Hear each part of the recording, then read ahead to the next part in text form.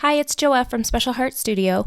In this brief video, I'm going to explain how I assembled the two different Easter eggs. The first one is the smaller size that I cut on my Cricut Joy. This one I sized at 4.25 inches wide.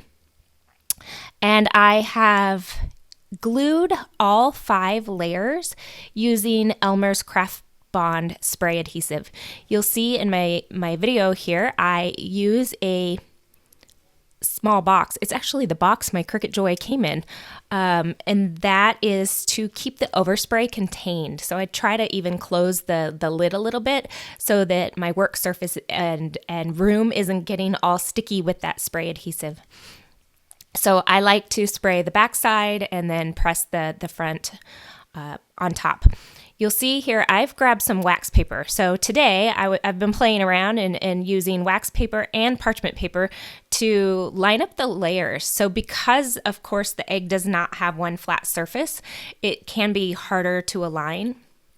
So I thought, well, why not try putting wax paper and or parchment paper in between the layers so that I can get a little bit of aligned appropriately and then slide that piece of wax paper out. So on the smaller egg, I used wax paper.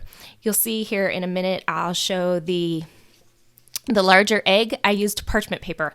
If I were to make some recommendations, I think the parchment paper slips out of the adhesive easier, so that going forward I'll probably use parchment paper. The one thing that the wax paper is easier to see through, so it's really just a personal preference. They worked both, pretty good, but I think in general the parchment paper was easier to slide out of the way. So lining up that last layer, slip the wax paper out, and then it's perfectly aligned. You can see right through it, and it worked really well. Next, I'll move on to the bigger one, and I'm going to use some foam tabs in that just to show the difference.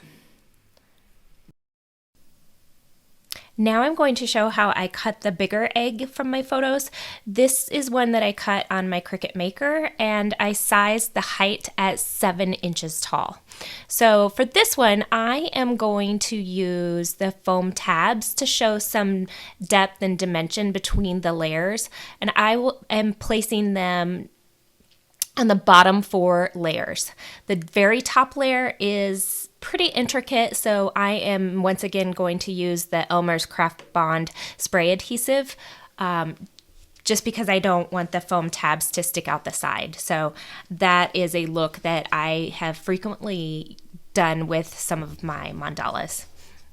So as you can see, I like to place the foam tabs evenly around the back. I always start from the layer up that I'll place, so that you place the foam tabs on the back side, and that's so that you're not placing them in a spot that will show through where a hole is if you were to place them on a bottom layer and then lay the next layer over it. So for this second to last layer, I did use the micro size foam tabs. I will have links to both the Tombow, which are my favorite, and the micro size in my blog post. But I simply placed them around the edges where they will fit. And then I always, to line up my layered mandalas, suggest uncovering just one portion. So usually on a flat one, I'll uncover the tabs on the flat side, and then hold it over the rest of the project.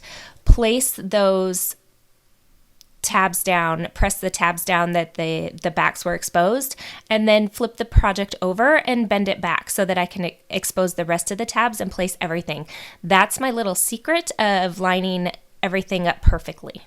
So here you'll see I'm pressing the one side, I'll flip it over and then expose the rest of those tabs so that you're not stuck with everything in the wrong place if you don't get it lined up on the first shot.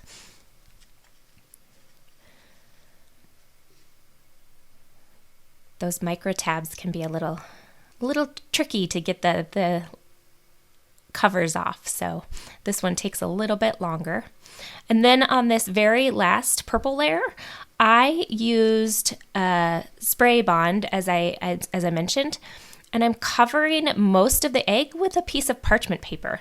And that is, once again, so that I can get the layer in the right, aligned in the right spot before the adhesive touches the rest of the project.